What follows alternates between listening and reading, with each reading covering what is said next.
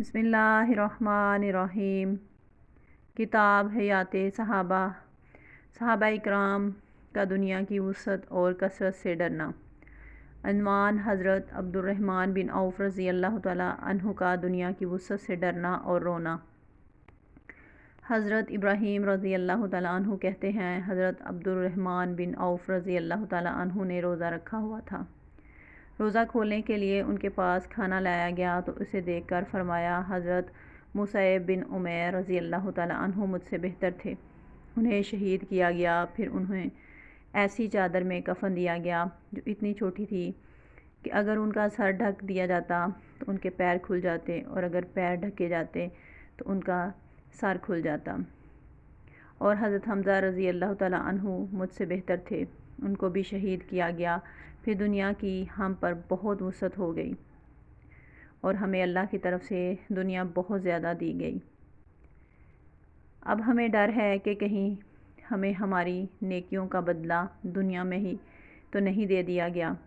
پھر رونا شروع کر دیا، جس کی وجہ سے وہ کھانا نہ کھا سکے۔ حضرت نوفل بن ایاس حذالی رضی اللہ تعالیٰ عنہ کہتے ہیں، حضرت عبدالرحمن رضی اللہ تعالیٰ عنہ ہمارے ہم مجلس تھے اور بڑے اچھے ہم مجلس تھے۔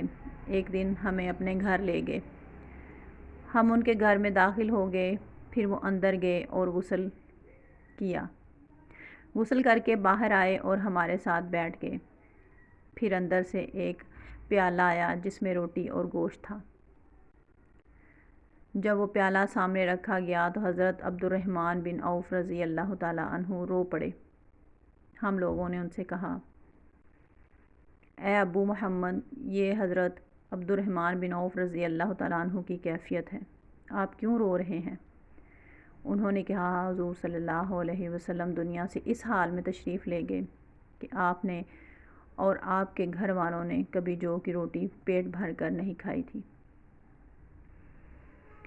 اس لیے میرے خیال میں یہ نہیں ہو سکتا کہ اللہ نے ہمیں جو دنیا میں زندہ رکھا ہے اور دنیا کی وسعت ہمیں عطا فرمائی ہے، ہماری یہ حالت حضور صلی اللہ علیہ وسلم کی حالت سے بہتر ہو اور ہمارے لیے اس میں خیر زیادہ ہو۔